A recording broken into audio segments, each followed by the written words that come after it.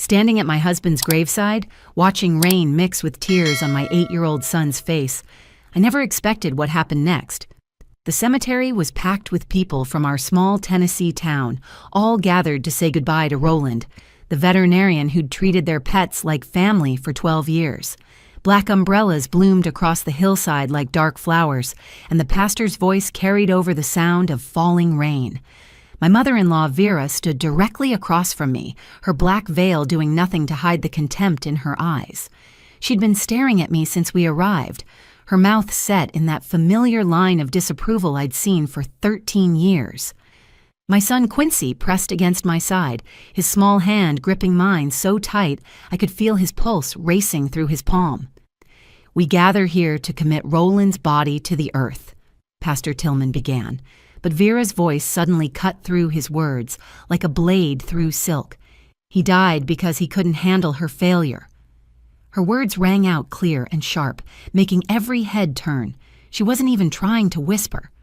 My brilliant son reduced to nothing because his wife couldn't even manage to get promoted in a small-town library. The shame of it killed him. Gasps rippled through the crowd. My sister Daphne grabbed my elbow, steadying me as my knees threatened to buckle.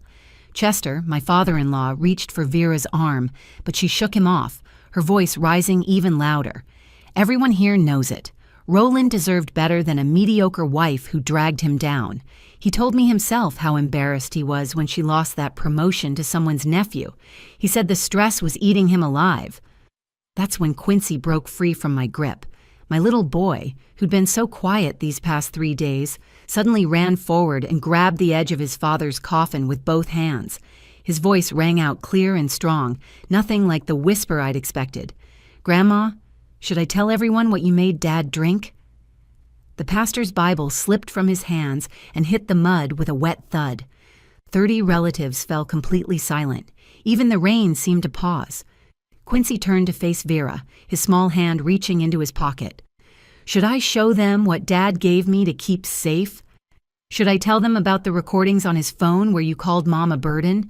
Should I tell them how sick Dad got every Sunday after drinking your special tea?" Vera's face went white behind her veil. "You lying little brat," she hissed, but her voice had lost its earlier confidence. My son pulled out a small glass vial from his pocket, holding it up for everyone to see. The liquid inside caught what little light filtered through the storm clouds.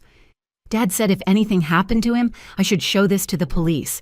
He said you were poisoning him, Grandma. He said you wanted him to leave Mom and me." Chester stumbled backward, his face a mask of horror. "Vera, what is the boy talking about?" The relatives pressed closer, their umbrellas forgotten as rain soaked through their funeral clothes. Mrs. Patterson from the church choir dropped her hymnal. Dr. Morrison, who'd signed Roland's death certificate, pushed through the crowd with his phone already out. "That's enough from this child," Vera snapped, starting toward Quincy. But I found my voice and my strength in the same instant. "Don't you dare touch my son." My voice carried across the cemetery with a force I didn't know I possessed. "Roland left recordings, Vera. 6 months of evidence. 6 months of you bringing him special tea for his stress. 6 months of him getting sicker and sicker. The last recording was 3 days before he died, and he named you specifically." I pulled out Roland's phone from my coat pocket, my hand steady despite the earthquake in my chest. "He recorded everything. Your visits, your criticisms, your insistence that he drink every drop of your special brew, how you told him he was wasting his life with me, how you said he needed to be freed from his burden." The crowd erupted in shocked murmurs. Someone was already on the phone with the police. Pastor Tillman stood frozen, his Bible still face down in the mud at his feet, rain washing the gold-edged pages brown. Vera's carefully constructed mask of the grieving mother finally cracked completely. "I was trying to save him from mediocrity. That tea was medicinal, meant to clear his mind and give him strength to make the right choice." "What was in the tea, Vera?" Chester's voice broke as he asked the question everyone was thinking, but Quincy answered before she could.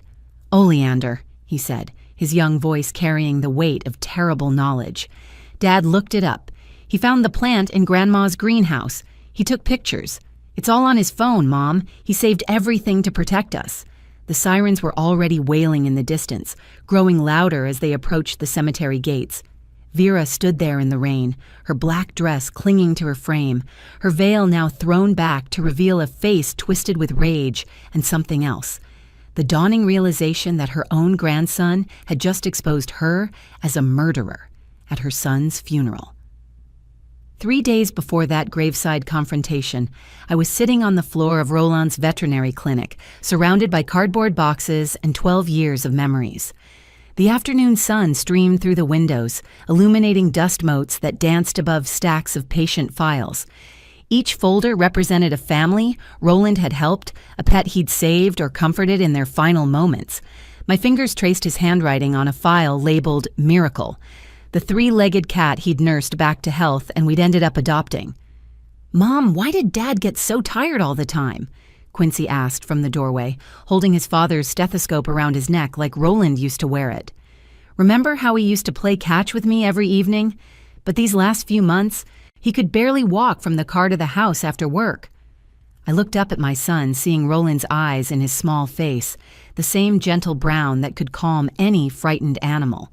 "Sometimes adults get tired, sweetheart. Your dad worked very hard taking care of all those animals." But even as I said it, doubt gnawed at me. Roland had been the healthiest person I knew. He ran 5 miles every morning before work, never smoked, barely drank, and at 36, his last physical showed perfect results. That was 7 months ago, just before Vera started her Sunday tea visits. He kept saying his stomach hurt after visiting Grandma Vera, Quincy continued, walking over to sit beside me. "Last Sunday, he threw up in the parking lot after we left her house.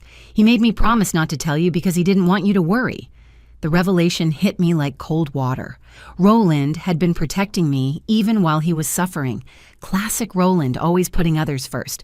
I pulled Quincy close, breathing in the scent of his strawberry shampoo, trying to hold myself together for his sake. My sister Daphne arrived from Memphis that afternoon, her rental car pulling up just as Chester was leaving. He dropped off some of Roland's childhood things that Vera insisted should be returned to me, though I suspected she just wanted them out of her house. Chester looked older than his 65 years, his shoulders slumped with a grief that seemed to go deeper than just losing his son. "How are you holding up, Bethany?" he asked, his voice barely above a whisper. "We're managing," I replied, though managing felt like too strong a word for the autopilot state I'd been functioning in. "Vera wanted me to remind you that she'll handle the funeral arrangements. She has very specific ideas about how Roland should be remembered." He couldn't meet my eyes as he said it. After he left, Daphne helped me sort through more boxes while Quincy played with Miracle in the next room. "Something feels wrong about all this, Beth," she said, setting aside a stack of veterinary journals. "Roland was healthy as a horse. Hearts don't just stop in healthy 36-year-old men." "The death certificate says cardiac arrest," I replied mechanically, having repeated this information so many times it had lost its meaning. "But what caused it? Did they do an autopsy?" Vera insisted it wasn't necessary. She said it would delay the funeral, and Roland wouldn't have wanted that. Dr. Morrison agreed since Roland had no history of drug use or suspicious circumstances. Daphne frowned, her lawyer instincts clearly triggered. Vera decided, "Beth, you're his wife. That should have been your decision." She was right. But in those first horrible hours after Roland's collapse, I'd been too shocked to fight Vera on anything. She'd swooped in like a general commanding troops, making decisions while I sat in the hospital corridor, trying to understand how my husband had gone from complaining about mild stomach pain to being pronounced dead in the space of 2 hours. That evening, as I tucked Quincy into bed, he pulled something from under his pillow. It was a small glass vial carefully wrapped in tissue paper. "Dad gave this to me last week," he whispered, as if the walls might be listening. "He said it was our secret. He said if anything happened to him, I should keep this safe and give it to you or the police. He said Grandma's tea was making him sick, but she kept saying it was good for stress." I held the vial up to the light. The liquid inside was pale green with small dark specks floating in it. My heart began racing as the implications crashed over me. "Quincy, did Dad say anything else?" "He said Grandma called you a failure. He said she wanted him to divorce you and move to Nashville to work at the university hospital. But Dad said he loved our life here. He said you were the best thing that ever happened to him, and he would never leave us. Then he started recording her visits on his phone. He showed me where he hid the phone in his desk drawer at the clinic under the prescription pads. The morning of the funeral arrived gray and oppressive, with storm clouds gathering like an omen over our small Tennessee town. I stood in my bedroom, staring at the black dress I'd never wanted to own, when I heard Vera's voice downstairs. She'd let herself in with the spare key I'd forgotten she had, her heels clicking against our hardwood floors with military precision. "Bethany, where are the photo displays?" she called up, not bothering with a greeting. "I specifically told Chester to inform you I'd be arranging Roland's childhood photos. People should see the accomplished young man he was before everything went sideways." I descended the stairs slowly, finding her in my living room with 2 boxes of photographs and a stern-faced woman I didn't recognize. Vera wore an expensive black suit that probably cost more than our monthly mortgage, her pearl necklace gleaming against the severe fabric. "This is Mrs. Whitmore from the Nashville Tribune," Vera announced. "She's writing an obituary about Roland's potential contribution to veterinary science. Had he pursued the university position instead of staying in this backwater town?" "Roland loved this town," I said, my voice steadier than my hands. "He chose to stay here because this was where he wanted to build our life." Vera's laugh was sharp and bitter. Chose? Or was manipulated into staying by a wife who couldn't succeed anywhere else? "That promotion you lost last spring broke his heart, Bethany. He told me he felt like he was carrying the whole family's reputation on his shoulders." "That's not true," Quincy's voice rang out from behind me. He stood on the staircase, already dressed in his funeral suit, his small fists clenched. "Dad said Mom was the best librarian in the state. He said Mr. Holbrook only gave the promotion to his nephew because of nepotism. Dad even wrote a letter to the library board about it." Vera's eyes narrowed dangerously. "Children should be seen, not heard, Quincy. Your father clearly forgot to teach you proper manners, among other failures in this household." "Don't speak to my son that way," I said, moving between them. "Your son?" Vera stepped closer, her voice dropping to a venomous whisper that Mrs. Whitmore strained to hear. "The son who will now grow up without a father because you couldn't provide the life Roland deserved? The stress of being married to someone who couldn't even advance in a small-town library killed him. Everyone knows it. The relatives have been talking about it all week."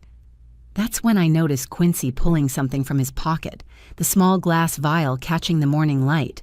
My heart jumped, but before I could stop him, he held it up. "What's that, sweetheart?" I asked, though I already knew. "Dad gave it to me last week," he said, his voice clear and brave. "He said if anything happened to him, I should keep this safe. He said Grandma's tea made him feel sick, but she kept saying it was good for stress. He saved some of it in this vial." The room went silent. Even Mrs. Whitmore stopped scribbling in her notebook. Vera's face cycled through emotions. Surprise, anger, then a calculated coldness that made my blood chill. "What an imagination this child has," she said, forcing a laugh. "Roland always said the boy was too sensitive, making up stories to deal with his grief, I suppose." Daphne chose that moment to enter from the kitchen, having heard everything. "Making up stories? Then I suppose Roland made up these voice recordings too?" She held up Roland's phone, which we'd retrieved from his clinic desk the night before. Vera's carefully maintained composure cracked slightly. "What recordings?" 6 months' worth, Daphne said, her lawyer voice in full effect, including one from last Sunday where Roland says, and I quote, "Mother brought her special blend again. She watched me drink every drop, stomach cramping within an hour. She mentioned Bethany's failure at work 4 times during the visit. Said I deserved better. I'm scared of what she might do." Chester appeared in the doorway, having arrived for the funeral. His face paled as he took in the scene. "Vera, what are they talking about?" "They're trying to create drama on the day we bury our son," Vera snapped. "This is what Roland had to deal with, Chester. A paranoid wife, a sister-in-law trying to make trouble, and a child being raised with no respect for his elders." "No," Chester said slowly, his voice gaining strength. "I want to know about this tea. You told me it was an herbal blend for stress. You said it would help Roland think clearly about his future." "It was medicinal," Vera's voice rose sharply. Ancient herbs to clarify the mind and strengthen resolve. Roland needed to see that he was wasting his potential here. Every Sunday I tried to help him, understand that he could do so much better than this life, this wife, this mediocre existence she'd trapped him in. The church was packed beyond capacity, with people standing along the walls and spilling into the vestibule. Roland had touched so many lives in our community that it seemed the entire town had come to say goodbye. I sat in the front pew with Quincy pressed against my side, feeling the weight of hundreds of eyes on us. Vera had positioned herself at the end of our pew, ensuring she'd be visible to everyone, her black veil arranged dramatically around her face. Pastor Tillman began the service with Roland's favorite hymn, but I could barely hear it over the buzzing in my ears. My mind kept replaying the morning's confrontation, the vial in Quincy's pocket feeling like it weighed 1,000 pounds. Daphne sat on my other side, Roland's phone secure in her purse, the evidence we'd discovered eating at me like acid. Vera rose to deliver the eulogy she'd insisted on giving. She walked to the podium with practiced grace, removing her veil with a theatrical gesture that drew murmurs of sympathy from the congregation. "My son Roland was destined for greatness," she began, her voice carrying to every corner of the church. From childhood, he showed exceptional promise. He could have led research teams at veterinary universities, could have made breakthrough discoveries that saved thousands of animals. He had offers from prestigious institutions that begged for his expertise. She paused, letting her gaze sweep across the crowd before landing on me. But Roland was too loyal for his own good. He chose to stay in this small town to limit his potential because he believed in commitment, even when that commitment became a chain around his ankle. The stress of watching opportunities pass by, of carrying the financial and social burden of a household where he was the only one achieving anything significant, wore him down day by day. Quincy's hand found mine, squeezing tight. I could feel him trembling with anger. This brave little boy who'd watched his father deteriorate for months while keeping terrible secrets. "Some people," Vera continued, "aren't meant for the pressure of being married to exceptional individuals. When my daughter-in-law lost her promotion last spring, a position that would have finally given Roland something to be proud of in his wife's career, I watched my son age 10 years in a month. The embarrassment, the disappointment, the realization that he would always be held back, it was killing him slowly. That's when I felt Quincy tug urgently at my sleeve. 'Mom,' he whispered, just loud enough for me to hear. 'Listen.' He pulled out his father's phone, which Daphne had given him to hold, and showed me the screen. There was a recording dated just 2 days before Roland died, one we hadn't listened to yet. Quincy had found it while Vera spoke, unable to sit still under her lies. I held the phone to my ear, volume low, and heard Roland's voice, weak but clear. "If something happens to me, please know Bethany is the love of my life. Mom has been poisoning me. I have proof. The tea contains oleander extract. I found the plants in her greenhouse, researched the symptoms. They match everything I've experienced. I've been documenting everything. I love you, Beth. I love you, Quincy. I'm so sorry I couldn't stop her sooner." The decision crystallized in that moment. I could let Roland be buried with Vera's narrative hanging over his memory, branded as a man destroyed by his wife's mediocrity, or I could honor his courage in documenting the truth. I stood up in the middle of Vera's speech, my movement causing a ripple of gasps through the congregation. "Excuse me," I said, my voice carrying clear and strong. "I have something that needs to be shared." Vera's face flushed with anger. "Sit down, Bethany. This is neither the time nor place for your dramatics." "You're right," I said, walking toward the podium. "The time was 6 months ago when you started bringing Roland your special tea. The place was your greenhouse where you grew the oleander plants you used to make it." The church erupted in shocked murmurs. Pastor Tillman stood from his chair, uncertainty written across his face. Chester had gone completely white, gripping the pew in front of him. "These are the delusions of a grieving widow," Vera announced to the crowd. "She can't accept that her husband died from the stress she caused." I held up Roland's phone. "Roland left us recordings, Vera. 6 months of evidence. He documented every visit, every cup of tea, every symptom. He photographed the oleander plants in your greenhouse. He saved samples of the tea. He did it all to protect us, because he knew no one would believe him without proof. Quincy stood up beside me, pulling out the vial. "My dad was brave," he said, his young voice echoing in the stunned silence. He knew Grandma was making him sick, but he kept collecting evidence. He told me the truth because he wanted someone to know, someone who could speak up if he couldn't. The walk from the church to the cemetery felt like a funeral procession through thick molasses. The storm that had threatened all morning finally broke as we gathered around Roland's grave, rain falling in heavy sheets that turned the ground to mud within minutes. The pallbearers struggled to position the coffin over the grave, their polished shoes slipping on the wet grass. I stood with Quincy under a black umbrella that Daphne held over us, though the wind kept blowing rain sideways into our faces. Pastor Tillman opened his Bible, water immediately spotting the delicate pages. "We gather here to commit Roland's body to the earth," he began, raising his voice above the rain. "Earth to earth, ashes to ashes, dust to dust, in sure and certain hope of the resurrection to eternal life." That's when Vera's voice cut through the prayer like a scream in a library. He died because he couldn't handle her failure. She stepped forward from under Chester's umbrella, rain immediately plastering her black dress to her frame.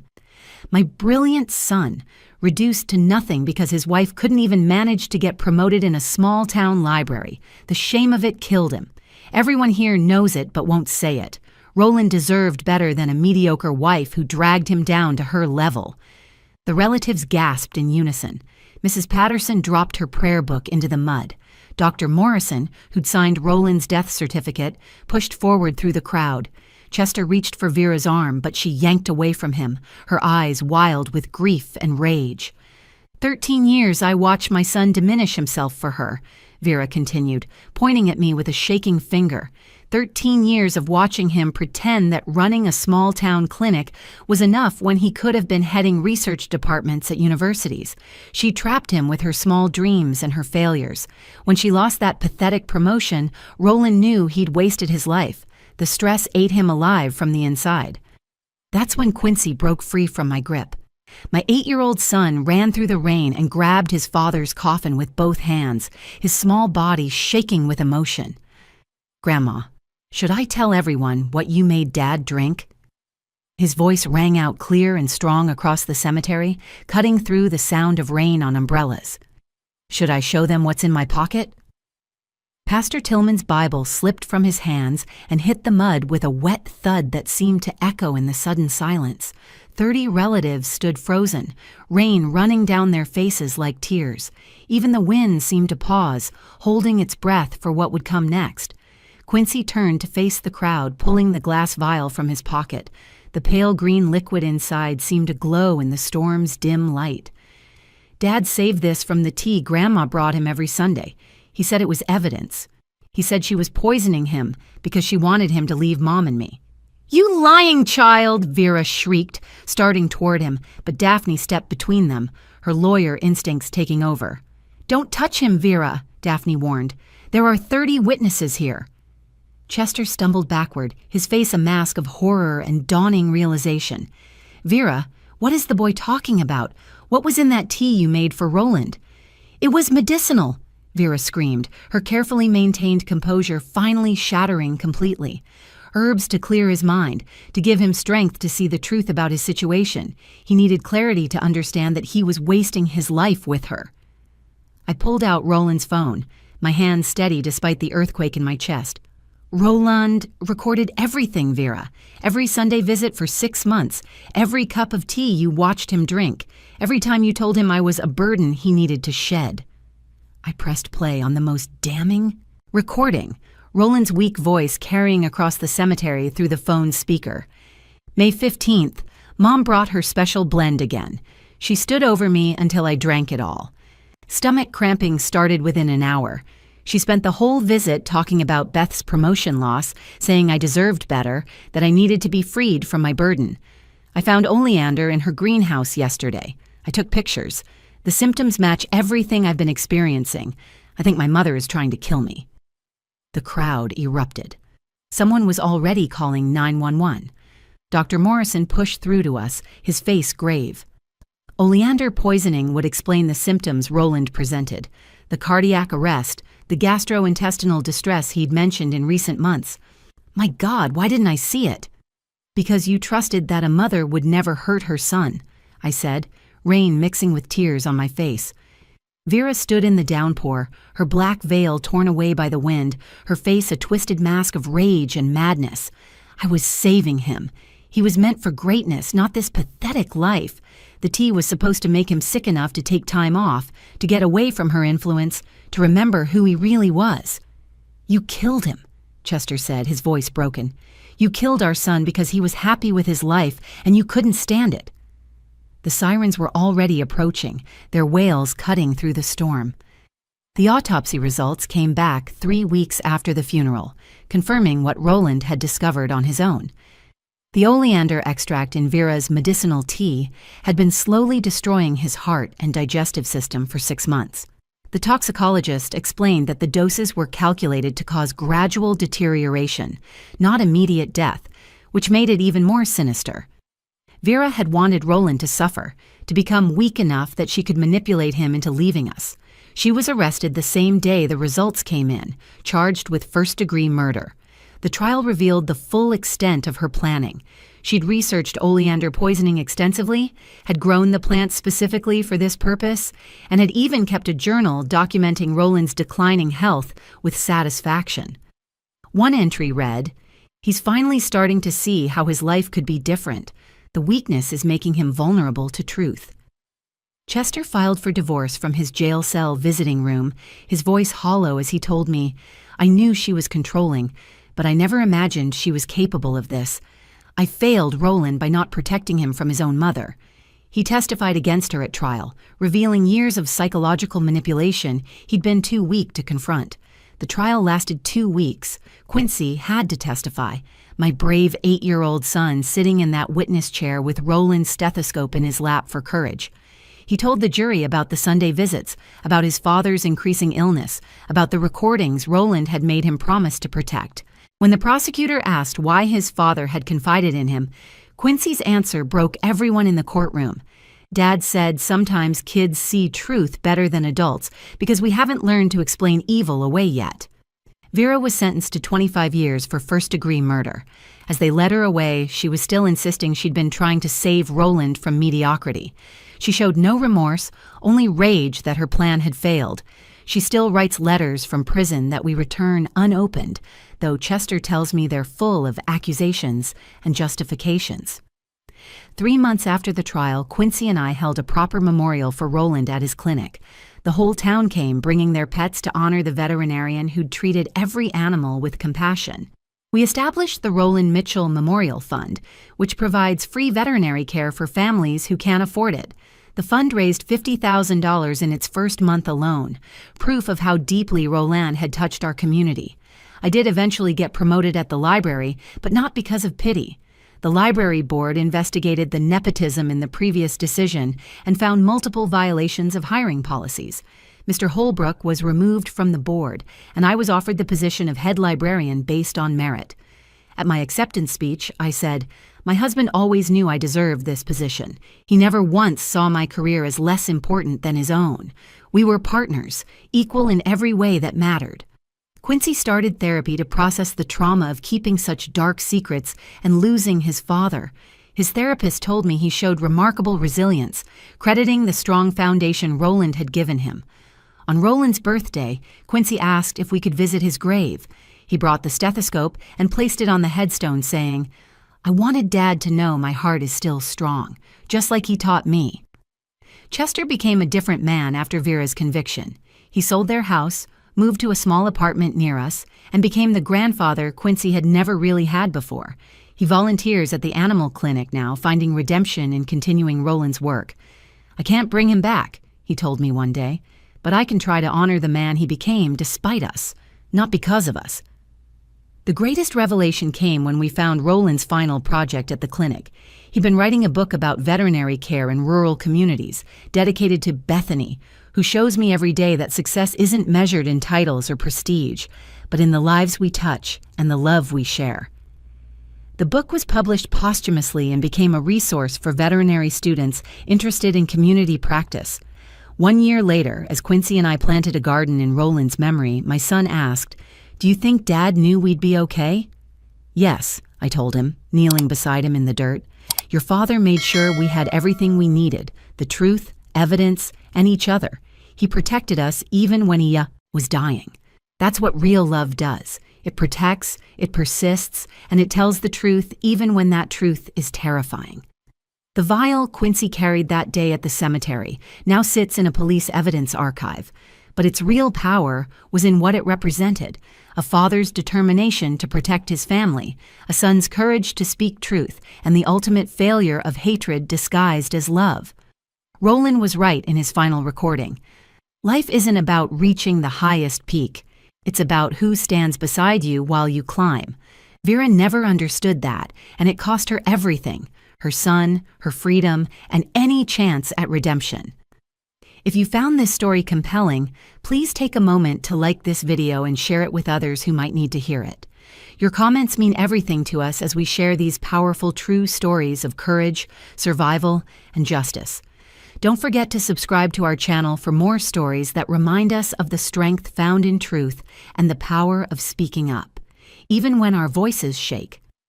Thank you for listening to Roland's story, told through the eyes of those who loved him most.